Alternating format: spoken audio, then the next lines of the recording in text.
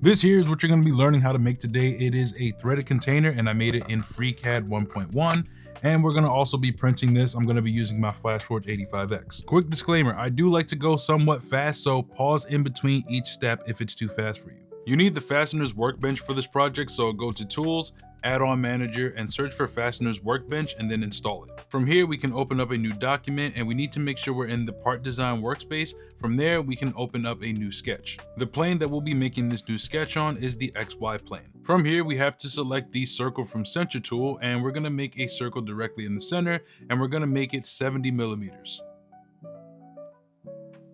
Press close in the taskbar. Now we'll extrude this shape by clicking on Pad, and then we're going to set the length to 30 millimeters. From here, we'll go to the Fasteners Workbench so we can create our threads. You want to find the Add DIN Threaded Rod, which is this orange icon here. Just click on that once. Now you need to select the newly created thread in the model section, and then we need to set the diameter to custom, and we'll set the diameter custom to 67 millimeters. You can set the length to 7 millimeters. We'll be adjusting the thread pitch, which is the distance between two consecutive threads, and you'll set that to 2.5.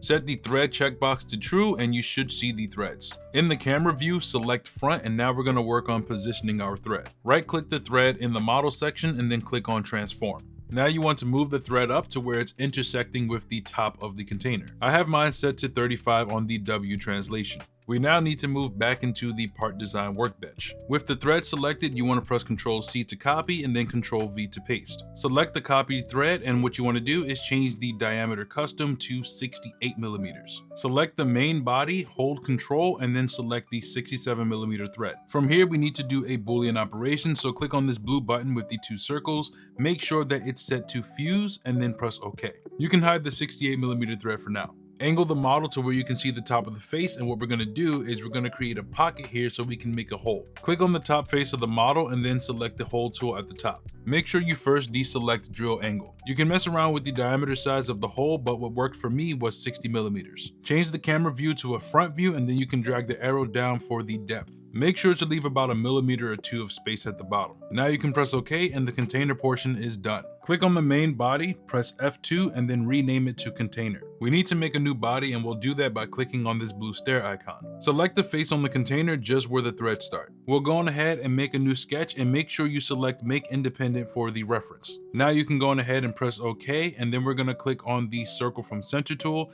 and you want to go to the center and make a circle that is 70 millimeters. This is going to be for the lid. Now you can press close in the task section. With the new sketch selected, you want to click on the pad operation, set the camera to the front view, and then you can adjust exactly how tall you want your lid to be. Just make sure that it's set above the threads. Once you're happy with your height, just press OK. Now we can go to the model section and unhide the 68 millimeter thread. Select the body of the lid, hold Ctrl, and then select the 68 millimeter thread. We're going to do another Boolean operation, so click on the icon with the two blue circles, but instead of fuse, we're going to change it to cut. Go on ahead and press OK, then go over to the model section and make sure you hide the container. If you tilt the camera upward, you should see the threads. We need to create a little bit of distance between the inner top part and the threads themselves. We can do that by selecting the inner top face of the lid, and then we're going to perform a pocket operation. Turn the model slightly so you can see exactly how deep the pocket's going to go. Just make sure that you have at least 1 millimeter or 2 at the very top in thickness. 2 millimeters for me seems to be a sweet spot, so I'm going to go on ahead and press OK, and now we are done with these models. And now you can go on ahead and admire your work for a little bit. Select the body of the lid, press F2, and then rename it to lid. Select each model, press Ctrl E, and you're going to export these as step files, and they basically act like vector files, so this will give you the smoothest outer surface when it comes to a circle. Import or drag both of the step files for the lid and the container into whatever slicer you're using. I'm using Orca FlashForge. With the lid selected, click on the lay on face operation at the top and make sure that you select the top of that lid and it'll flip it around. I suggest using a 0.16 millimeter layer height profile and then go to the speed tab and change the outer wall and inner wall speed to 100 millimeters per second. In the past, when I printed with stock speeds, I noticed that it was almost as if it was trying to bridge between the threads on opposing sides, so setting the wall speed down to 100 millimeters per second fixed that issue. In one of my threaded object tutorials, I actually got a comment saying that they ran into the exact issue that I'm describing. Other than that, it is ready to go. Just select your filament and send it. All right, so the FlashForge 85X is doing its thing, and I'm using Creality Hyper Series PLA. If you guys do want to check out the 85X or the filament, just check the description and I'll have a bunch of links down there for pretty much a bunch of stuff that's 3D printing related. All right, the print is finished. Let's get this off the build plate and let's see how it works.